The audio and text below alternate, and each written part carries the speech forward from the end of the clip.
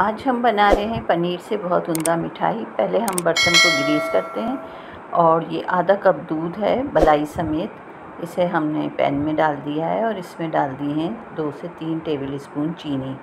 अब आपको इसको उस वक्त तक पकाना है जब तक चीनी घुल नहीं जाती।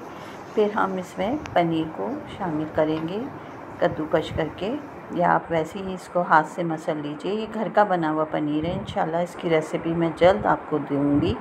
तो ये मैंने घर में बनाया है और बहुत ही उम्दा बना है। इसमें डाल दीजिए इलायची पाउडर 1 से आधा टीस्पून के करीब, या जितना आप पसंद करें, और अगर आपके पास ज़ाफ़रान है तो वो भी ज़रूर डालिएगा।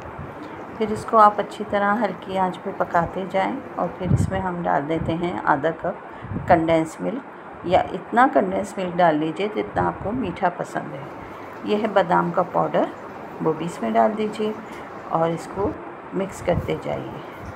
आहिस्ता आहिस्ता आप इसको मिक्स करते जाएं, ये खुद ही गाढ़ा हो जाएगा। अच्छा, इसमें हमने दूध डाला है, मिल्क पाउडर डाला है, जो अभी मैंने 2 टेबल स्पून डाला है। तकरीबन हम इसमें 6 टेबल स्पून डालेंगे, 2-2 करके चमचे डालेंगे, एक साथ नहीं डालेंगे, ताकि हमें अंदाज़ा रहे कि हमें कितनी ज़रूरत है।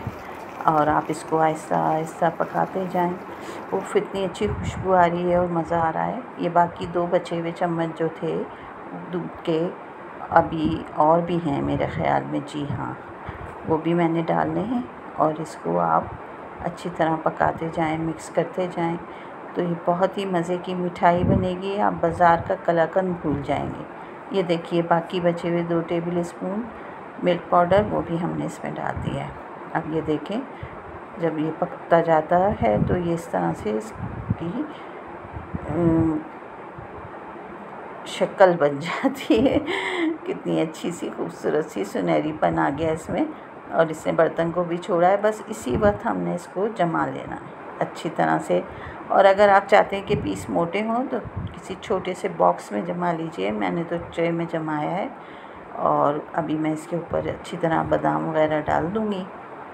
और देखिएगा, थोड़ा सा इलायची का पाउडर भी ऊपर से डाल दीजिएगा। बहुत ही मज़े की बनी है ये मिठाई। और अभी ठंडा हो जाएगा तो हम इसके पीस कर लेंगे। तो मेरे कहने से एक बार आप इसे बनाइएगा, इंशाल्लाह मैं आपको पनीर की रेसिपी बहुत जल्द दूँगी। तो कैसी लगी आपको ये मिठाई, ज़रूर बनाइएगा और दुआओं में रखिएगा याद, और लाइक, शेयर और सब्सक्राइब कर दीजिएगा। अल्लाह हाफ़िज़।